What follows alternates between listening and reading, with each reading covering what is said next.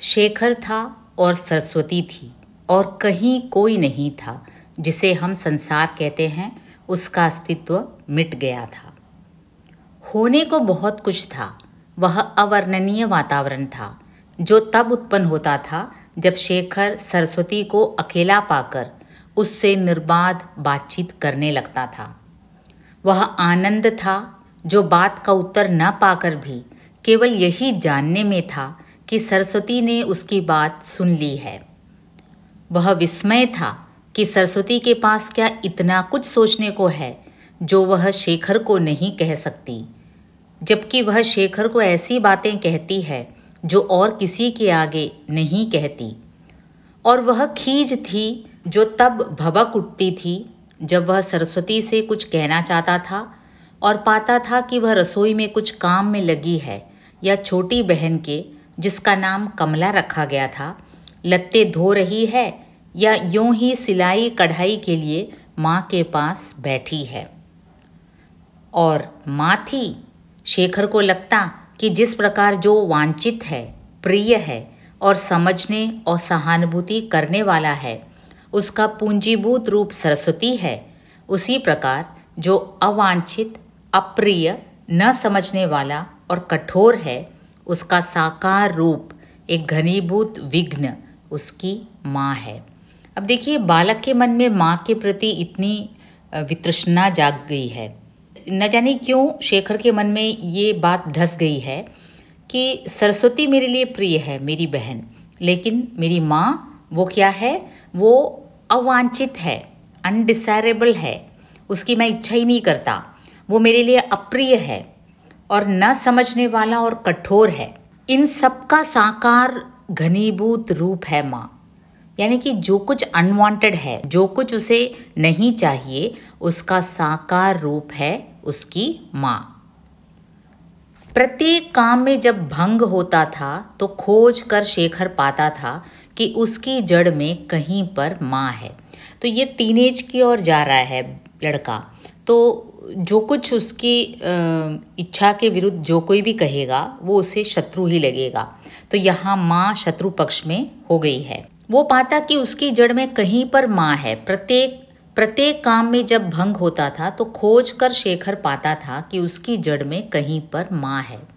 वही सरस्वती को रसोई में लगाती है, वही कमला के लत्ते धुलाती है, वही कढ़ाई करने को कहती है। शेखर को नहीं समझ आता कि क्यों लड़कियों को ये सब काम सीखने चाहिए, नहीं तो उनकी कद्र नहीं होती। और जब सरस्वती शेखर के पास होती है तब वही उसे बुला लेती है, शेखर के जानबूझकर, क्योंकि वह कई बार शेखर को चिड़चिड़े स्वर में कहती है, क्या हर समय सरस्वती की बगल में छिपा रहता है, भाइयों के साथ बैठ तो।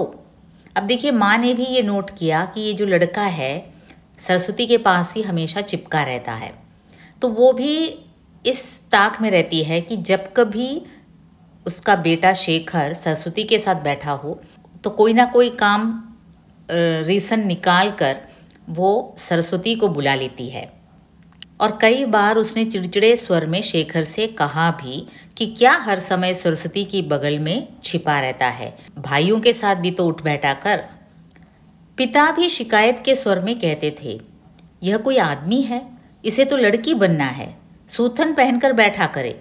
अब पिताजी ने भी ये नोट किया कि ये लड़कों के साथ उठता बैठता नहीं है, इसमें मर्दानगी कम है, ये तो लड़कियों के साथ बैठ रहा है। भाई भी चिढ़ाते हैं, बहन जी की दुम, बहन जी की दुम, लेकिन सरस्वती ने कभी उससे कुछ नहीं कहा। जब भाई चिढ़ाते हैं तब वह मुस्कुरा भी देती है। कभी कभी शेखर से कहती है, देख तुझे सब चिढ़ाते हैं। तब शेखर के प्राण मुंह को आ जाते हैं कि कहीं बहन भी उसका मजाक करते हुए हंस न दे, कहीं उसका संकेत भर भी न कर दे, नहीं तो क्या, नहीं तो उसका बहन पर से भी विश्वास मानो उठ जाएगा। सभी चिढ़ाते हैं, भाई चिढ़ा रहे हैं, माता पिता ने जिक्र किया है, लेकिन सरस्वती चुप थी इस मामले में। उसने कभी नहीं कहा कि तू जाकर लड़कों के साथ बैठ। अब अगर सरस्वती ने कह दिया तो ये वो बच्चा सहन नहीं कर पाएगा। और हाँ, थी सरस्वती के प्रति शेखर की व्यापक कृतज्ञता। शेखर नास्तिक है और मूर्ति पूजक है, और सरस्वती ही वह उपास्य मूर्ति है। उपासना जब हद तक पहुंचती है तब उपास्य ठीक उतना ही मानवीय होता है जितना कि उपासक, बल्कि उपासक के लिए तो वह उसी का एक प्रक्षेपण मात्र रह जाता है जो उसके भीतर न होकर बिल्कुल घटनावश उसके सामने हो गया है, और इस सामने होने में जाने कैसे अस्पृश्य हो गया है, जैसे शीशे में अपना प्रतिबिंब, पर साथ ही विस्तीर्ण और अबाध भी हो गया है। अब शेखर स्वयं नास्तिक था, और नास्तिक होते हुए भी वो मूर्ति पूजा की भावना उसमें थी। मूर्ति किसकी? सरस्वती की। यानी सरस्वती के प्रति एक क्या कहते हैं, एक भक्ति, श्रद्धा, एक एडोरेशन कह सकते हैं, मतलब कि इतना फैंस टाइप हो गया था सरस्वती का, पूजता था सरस्वती को। वैसी ही थी सरस्वती। शेखर को कभी लगता ही नहीं था कि वह भिन्न है या उसकी अनुभूतियाँ भिन्न हैं। उसे भूख लगती तो वह कहता, बहन रोटी खाओगी? और जब वह सोने जाता तो कहता, बहन तुम्हें नींद लगी है? पर सरस्वती की ओर से यह ऐक्य सम्मिश्रण इतना आत्यंतिक नहीं रहा था। वह आजकल जाने क्यों चिंतित सी रहती थी, जाने क्या क्या मन में फेरती रहती थी। शेखर पूछता था, झुंझलाता था, लेकिन देवता पर झुंझलाहट कितनी देर। फिर वह सोचने लगता, बहन मुझसे बड़ी न होकर एक आध वर्ष छोटी होती, इतनी कि कहने को मैं बड़ा होता, पर होते हम समवयस्क तो कितना अच्छा होता। अब देखिए, सरस्वती कुछ दिनों से काफ़ी गंभीर नज़र आ रही थी, कुछ सोचती जा रही थी, पूछने पर कुछ बता भी नहीं रही थी। अब पूछने की भी एक हद है, क्योंकि शेखर उससे छोटा था। सरस्वती अपने ख्यालों में खोई रहती थी। शेखर ये जानने के लिए उत्सुक था कि ऐसी क्या बात है जो सरस्वती को इतना चिंतित किए हुए है, लेकिन वो कहती नहीं थी। अब शेखर के मन में ये लगने लगा कि काश मैं सरस्वती से बड़ा होता तो मैं कुछ अधिकार भाव भी जमा पाता। लेकिन वो चाहता था कि बड़ा हो वो सरस्वती से, लेकिन समवयस्क ही हो, जो उसके मन में आए वो शेयर कर सके। ऐसे एक बहन को वो चाहता था, क्योंकि किसी बहुत गहरे, बहुत छिपे और अप्रकट रूप से वह एक बड़े सत्य की ड्योढ़ी पर खड़ा था कि आदमी बनते हैं तो वे अपने को प्यार करने वाली, अपने से छोटी किसी स्त्री के लिए बनते हैं जो उनमें आस्था रखती हैं, और जिस आस्था के योग्य होने की चेष्टा में वे जान लड़ा देते हैं। अब देखिए, टीनेजर शेखर के मन में ये एक भावना जाग रही थी, एक मेल ईगो उसके मन में काम कर रहा था कि आदमी, मर्द किस लिए होता है कि कोई अपने को प्यार करने वाली, अपने से छोटी किसी स्त्री के लिए जो उनमें आस्था रखती है, और ये जो छोटी स्त्री हो आदमी के प्रति विश्वास, आस्था रखती हो, और ये जो आदमी जो है उस आस्था के योग्य होने की चेष्टा में चाहे अपनी जान लड़ाने के लिए तैयार हो। माताएं हैं, होती हैं, अपना स्थान रखती हैं, लेकिन बनाती वे बहनें या बहनों के बराबर, और कन्याएं जो बहनों के बराबर होने में बहनों से बढ़कर होती हैं। माँ जन्म देती है, परवरिश देती है, पिता बुद्धि देते हैं, लेकिन व्यक्तित्व, अपने ही को सहने की सामर्थ्य वह वहाँ से नहीं मिलती। अब देखिए, उसके मन में ये सब विचार, एक छोटा बच्चा इतना भी सोचता होगा, ये हमें आश्चर्यचकित कर देता है कि माँ जन्म देती है, परवरिश देती है, दूसरी तरफ पिता क्या देते हैं? बुद्धि देते हैं, लेकिन व्यक्तित्व जो है, अपने ही को सहने की जो सामर्थ्य है, वह कहाँ से मिलती है? ये प्रश्न ये बालक के मन में जाग जाता है। कभी शेखर बहन से कहना चाहता, बहन मुझे मूर्ति उतनी नहीं चाहिए, मुझे मूर्ति पूजक चाहिए। मुझे कोई ऐसा उतना नहीं चाहिए जिसकी ओर मैं देखूं, मुझे वह चाहिए जो मेरी ओर देखे। यह नहीं कि मुझे आदर्श पुरुष नहीं चाहिए, पर उन्हें मैं स्वयं बना सकता हूँ। मुझे चाहिए आदर्श का उपासक, क्योंकि वह मैं नहीं बना सकता। अपने लिए ईश्वर रचना मेरे बस में है, लेकिन मेरी ईश्वरता का पुजारी वह नहीं। पर ये विचार उसके मन में स्पष्ट न होते, वह स्वयं उन्हें न समझता और जीवन चलता जाता। कई बार वो अपनी बहन से अपने मन की ये जो संघर्ष है, कॉन्फ्लिक्ट है, जाहिर करना चाहता था कि मैं मैं पुरुष तो मैं बन जाऊंगा, लेकिन मुझे एक ऐसे मूर्ति पूजक की आवश्यकता है जो मेरी ओर देखे, जो मेरी नीड्स हैं, जो मेरी ज़रूरतें हैं उसे भी समझे, मेरे इशारे को समझ जाए। मैं कोई ऐसे व्यक्ति को भी चाहता हूँ जो आस्तिक है। उसके लिए ईश्वर कहाँ नहीं है, और ईश्वर बिना जीवन की कल्पना उसके लिए कब संभव है। लेकिन ईश्वर का घर जो आकाश है, उसके आगे भी बादल जाते हैं। शेखर के पिता दौरे पर गए थे। एक दिन शेखर ने उनकी डाक पर पते ठीक करते हुए एक कार्ड पढ़ा और पढ़कर सन्न रह गया। सरस्वती की शादी की बात थी। शादी के बाद रमा अपने पति के घर चली गई। जाने कौन से कब के पड़े किसी किस्से का यह एक वाक्य शेखर के सामने नाचने लगा। उसे लगा इसमें एक कठोर निर्णय है। शादी के बाद अपने पति के घर चली गई, बस चली गई, जीवन समाप्त हो गया। हरेक को ऐसे ही जाना है। और उस किस्से में यह ऐसे लिखा था जैसे बिल्कुल मामूली बात है, बस चली गई और क्या। अब देखिए, पिताजी कहीं टूर पर गए थे, दौरे पर गए थे। पिताजी के टेबल में उसने एक कार्ड देखा और उसमें क्या लिखा था, सरस्वती की शादी की बात चल रही थी। अचानक शेखर के मन में एक धक्का लगा कि उसने कहीं किसी किताब में पढ़ा था कि शादी के बाद लड़की पति के घर चली जाती है, बस यूं ही चली जाती है। अब सरस्वती से बिछुड़ना बालक के लिए मुमकिन नहीं था उस समय, क्योंकि उस समय वो सबसे ज़्यादा अटैचमेंट उसको अपनी बहन सरस्वती से था। शेखर ने डाक पटकी और घर के बाहर चला गया।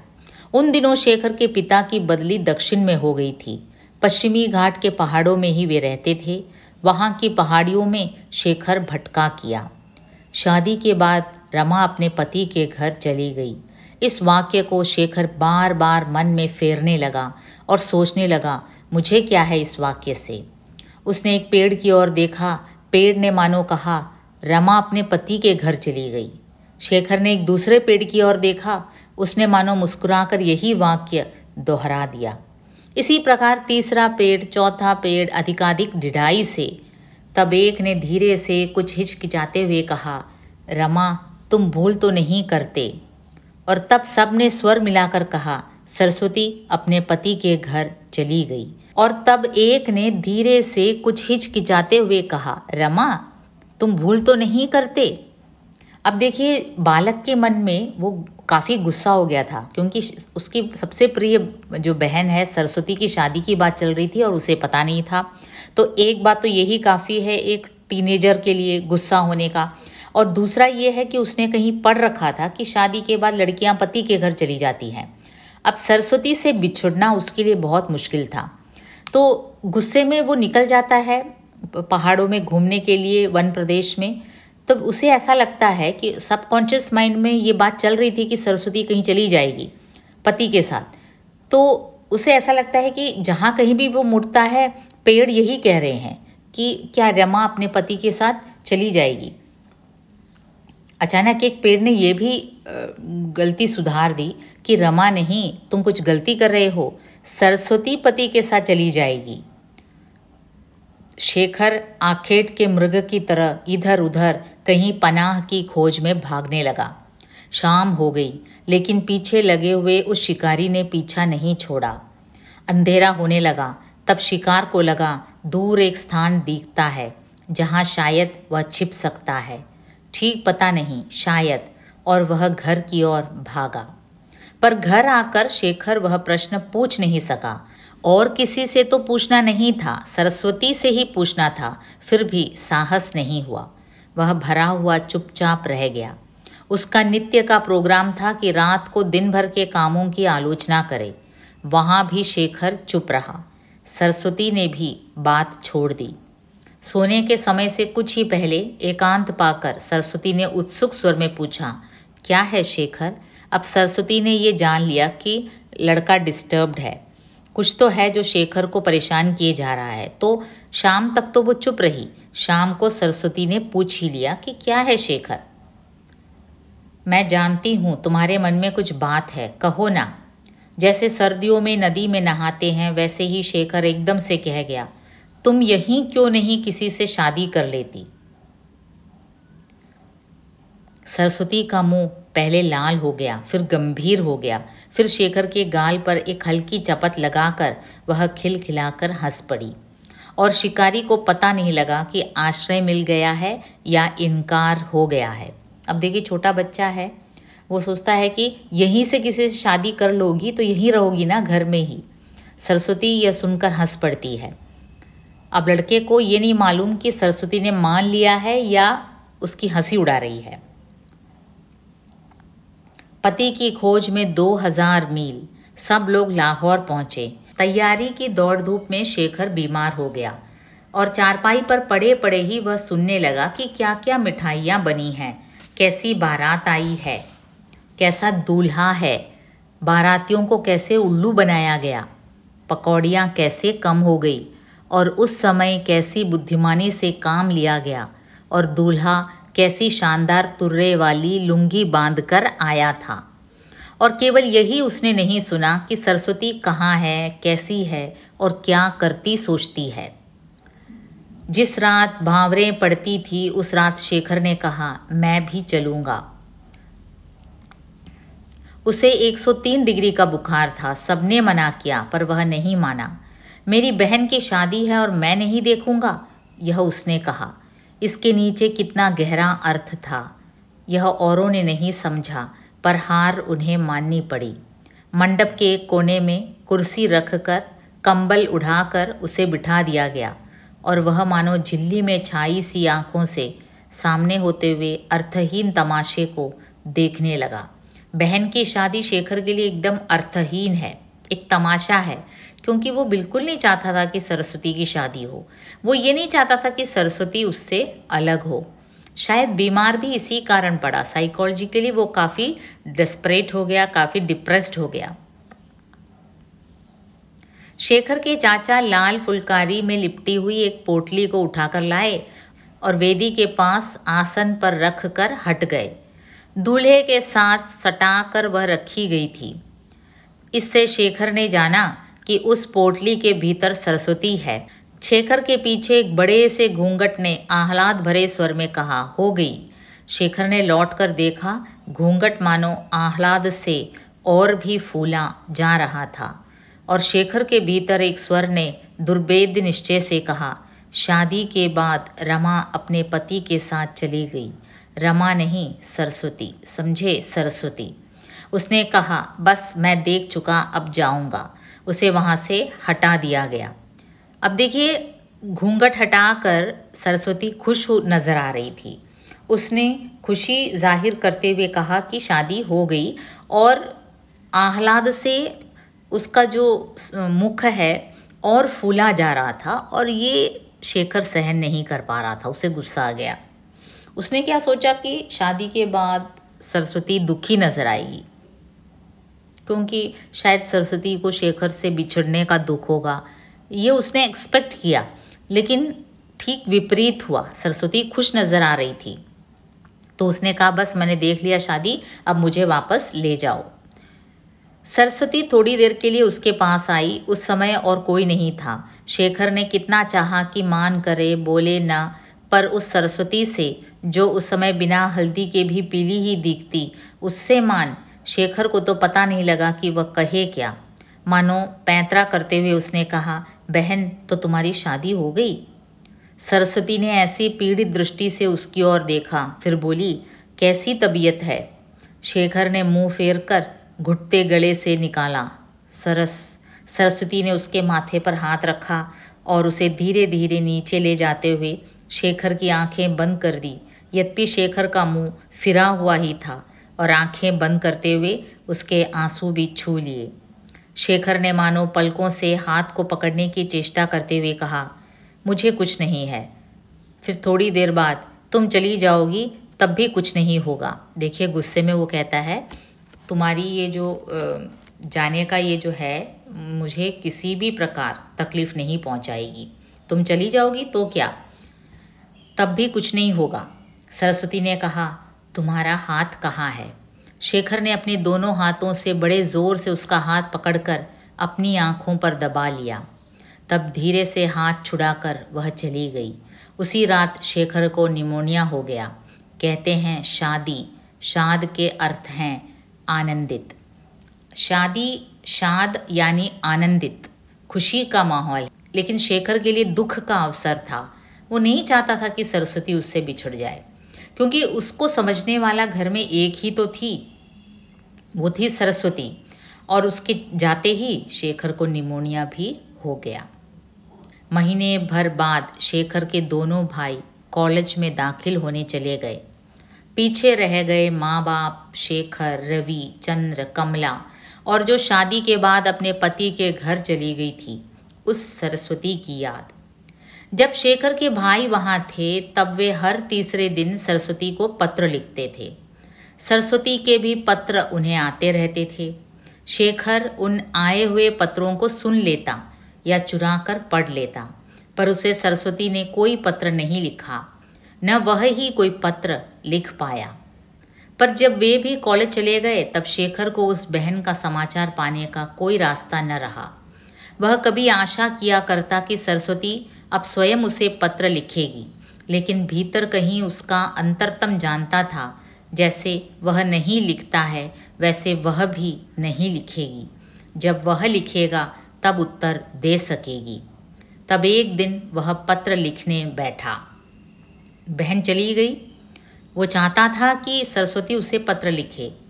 वो खुद चाहता था कि वो भी सरस्वती का हाल पूछकर पत्र लिखे, लेकिन नहीं कर पा रहा था। कभी कभी ज़्यादा इमोशनल हो जाते हैं तो शब्द हमारा साथ देते ही नहीं। लेकिन एक दिन उसने निश्चय किया और पत्र लिखने बैठा। बड़ी मेहनत से ठीक आकार प्रकार का कागज़ चुनकर उसने आरंभ किया। पूजनीया बहन। वह सदा से पत्र ऐसे आरंभ करने का अभ्यासी है, लेकिन कागज़ पर ये 2 शब्द देखकर वह अपने से पूछने लगा, यह मैं क्या कर रहा हूँ, किसे लिख रहा हूँ? पूजनीया बहन कौन है? उसने कागज़ के चिथड़े कर डाले। दूसरा लिया, कलम स्याही से भरकर सोचने लगा। कुछ सूझा नहीं। वह कलम को यूं ही घसीटने लगा। देखा वह सूख गई है। फिर भरी, वह फिर सूख गई। एकाएक कलम भरकर उसने लिख डाला, सरस। लेकिन यह तो मैं अपने अंतरतम में भी कहकर कांप उठता हूँ। इसे इस अश्लील ढंग से कागज़ पर रखूँगा और भेजूँगा उस पति के घर जिसके पास वह चली गई है। शेखर ने यह पत्र भी फाड़ डाला और तब उसे पता लगा कि शादी के बाद रमा अपने पति के घर चली गई का क्या अभिप्राय है। पत्र लिखने बैठा तो पहले तो उसने काफ़ी फॉर्मल से पूजनीया बहन लिखा, लेकिन लिखने के बाद जब उसने पढ़ा उसे स्वयं मालूम हुआ कि मैं सरस्वती को कुछ और ही पुकारता हूँ अपने मन में। मैं उसे सरस पुकारता हूँ। काफ़ी घनिष्ठ संबंध है मेरा सरस्वती के साथ, लेकिन अगर मैं सरस लिख दूँ कहीं पति के घर वालों को ये अश्लील न लगे, तो वो भी नहीं लिख पा रहा था। उसने वह पत्र फाड़ डाला। उसने माँ के पास जाकर कहा, मुझे कोई चिट्ठी नहीं भेजनी है, आप अपनी चिट्ठी भेज दीजिए। माँ ने यूं ही कहा, क्यों, बहन को चिट्ठी लिखने में हर्ष होता है? शेखर कमरे के कोने में बैठकर रोने लगा। शेखर को जाने क्या हो गया। वह जो कभी रोता नहीं था अब अकारण रोने लग पड़ता। कभी रोटी खाते खाते छोड़कर उठ जाता और कमरे में आकर रोने लगता। कभी रोटी खाता जाता और आंसू पोंछता जाता। कभी माँ पूछती, शेखर आज तो तुमने कुछ नहीं खाया, तो एकाएक फूट पड़ता। कभी पिता कहते, जाओ लेटर बॉक्स में से डाक निकाल लाओ, तो उनकी खिड़की खोलकर रो उठता और उसे स्वयं नहीं पता लगता कि क्यों रोता है वह। कभी पिता पूछते, क्यों शेखर, भाई बहुत याद आते हैं, तो उसे लगता, हाँ यही कारण है कि मैं रो रहा हूँ, भाई याद आते हैं।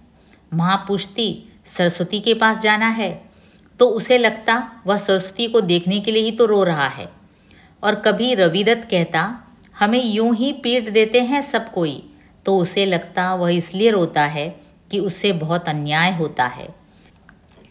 अब देखिए, कारण अकारण लड़का रोने लगता है, दुखी होने लगता है।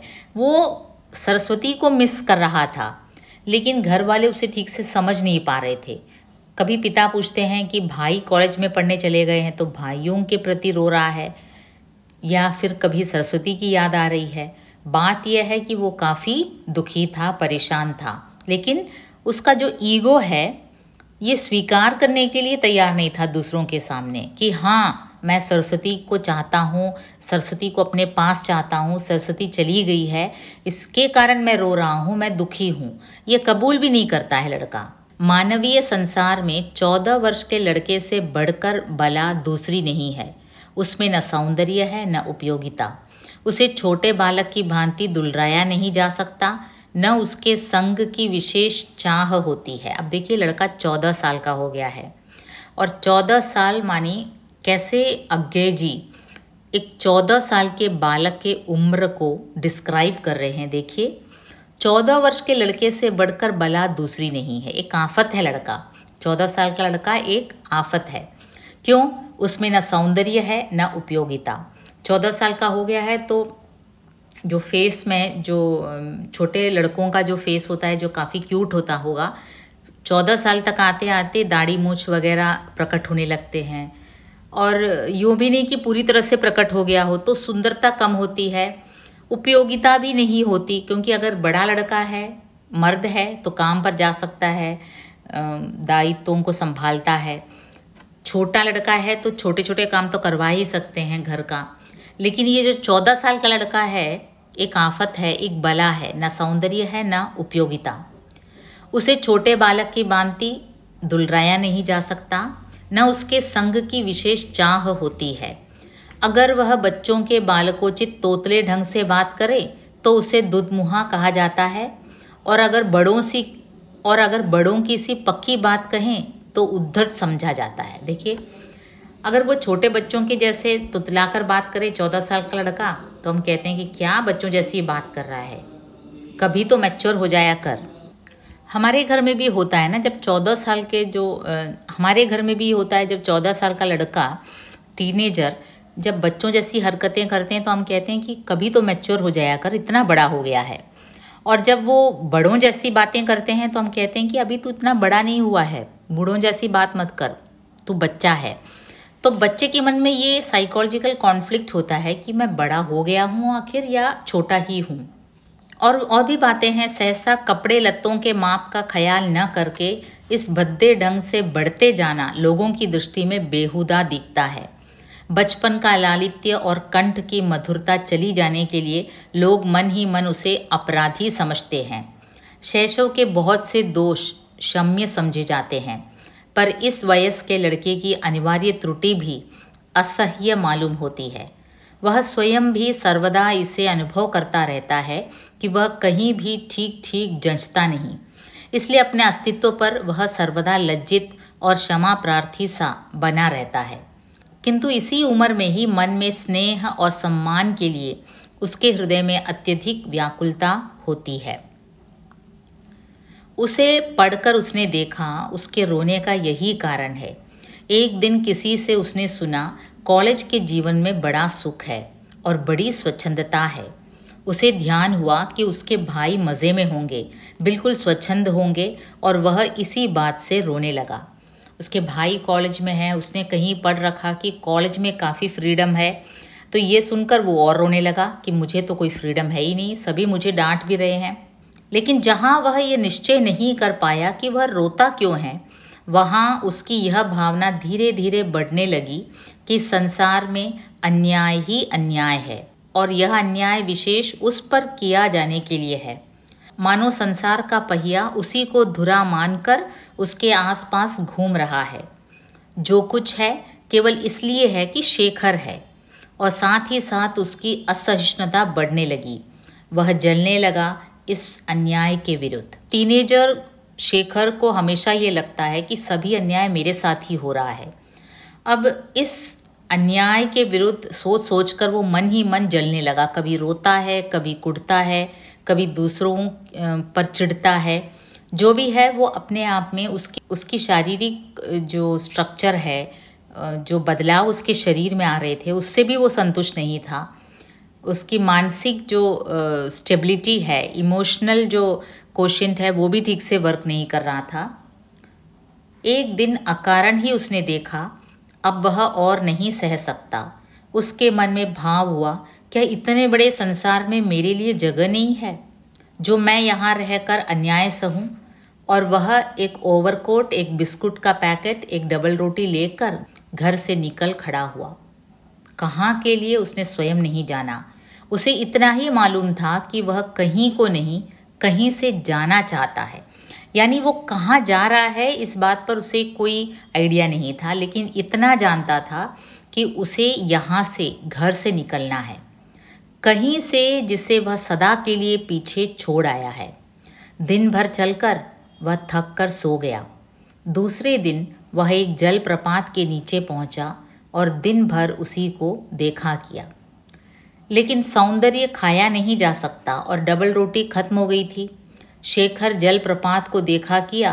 पहले उसके प्रति आदर था, आकर्षण था, फिर उसमें एक स्वरता, परिवर्तनहीनता, इसलिए अक्षमता दिखने लगी। फिर शेखर को हुई एक ग्लानि, एक क्षोभ। घर से निकल पड़ा, केवल एक डबल रोटी का पैकेट लिया, बिस्कुट लिया, वो सब तो खत्म हो गया। दूसरे दिन एक जलप्रपात के नीचे, जलप्रपात का सौंदर्य तो देख लिया, लेकिन जब भूख लगने लगती है तो ये जो आकर्षण है, सौंदर्य का आकर्षण, भूख सबसे ज़्यादा तीव्र होती है। सभी विकारों में भूख और प्यास सबसे ज़्यादा तीव्र होती है। तो शेखर को जब ये महसूस होने लगा तो एक ग्लानि, एक क्षोभ उसके मन में उठने लगा और वह लौट पड़ा। एक रात कहीं राह में काट कर दूसरे दिन सवेरे घर पहुंच गया। उसने घर के जीवन को स्वीकार नहीं किया, लेकिन उसके प्रति एक नए आदर और विस्मय का भाव उसके मन में हुआ। अब देखिए, कई बार बच्चों को लगता है कि ये घर वाले मुझे हमेशा परेशान करते हैं, मुझे उतनी इज्जत और प्यार नहीं देते जितना मैं हकदार हूँ, और ये सोचकर घर से निकल तो पड़ते हैं कि घर छोड़कर चला जाऊंगा, ये सभी झंझट खत्म हो गए, मैं स्वच्छंद होना चाहता हूँ। लेकिन जब भूख लगने लगती है तो एक रियलिटी, एक सच उसके सामने जाग जाती है कि घर में रहो तो कम से कम पेट तो भरता रहेगा। तो ये एक नया आदर भाव, एक विस्मय का भाव उसके मन में जाग गया। उसके पिता ने उसके भागने को और उसे चुपचाप स्वीकार कर लिया। उससे पूछा नहीं कि वह कहाँ गया था, क्यों गया था। अब देखिए, इस बार पिता ने काफ़ी मैच्योरिटी से सिचुएशन को हैंडल किया। पिता ने उस पर गुस्सा नहीं किया, उस पर क्रुद्ध नहीं हुआ कि रात भर तुम कहाँ रहे, बिना कहे चले गए, ये क्या तू कर रहा है, ऐसा कुछ पिता ने नहीं पूछा। पिता ने उसके भागने को और स्वयं उसे चुपचाप स्वीकार कर लिया। उससे पूछा नहीं कि वह कहाँ गया था, क्यों गया था।